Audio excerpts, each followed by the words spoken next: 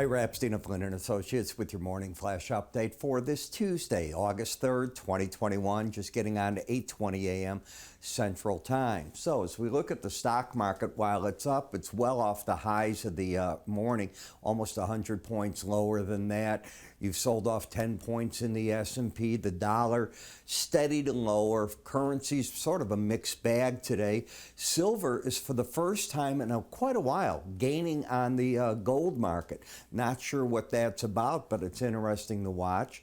In the copper market, we're seeing more pressure on this as China's dealing with the COVID situation that keeps spreading, and they're probably going to see factories pull back a little bit. They're also in China doing something interesting. The rebar prices were getting high, so in certain metals, they're not letting them being exported without a big tariff on them to keep prices at home there on the low side. You can see the impact of the COVID on the energy prices as economies are concerned about what's going on. In the U.S., by the way, Louisiana and Florida, as I understand it from what I saw this morning, it looks like the tents are going to come back from the Army. They're going to put up beds outside. As states that have a very low vaccination rate are seeing this COVID just run right through it. Now, there's a positive and a negative there. A lot of people think this is a peak.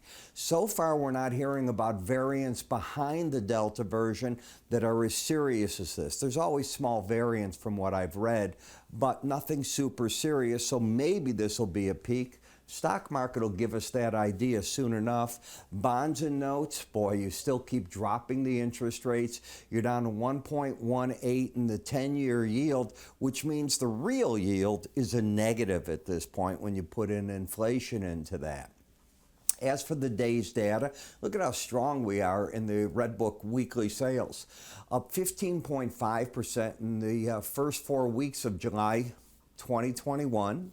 Okay, that's basically the month of July versus July 2020.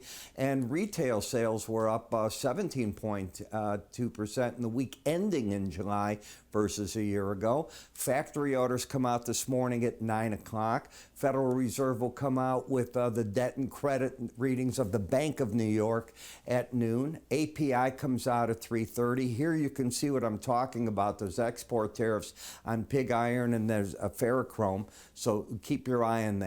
And Eurozone June Producer Price Index, well, those numbers came out pretty much where the market thought that they were. So that's not a bad thing overall. So what we have to deal with, obviously, is how do we get all through this? Will you keep the embedded readings at work in the S&P and the Dow? Very important to see there.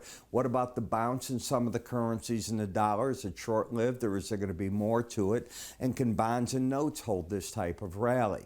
Now, I want to remind you, if I can get this going, there we are, that on Wednesday, I am going to be holding my live webinar. If you haven't received your invite, you're not on my mailing list. To get on it, just click up here.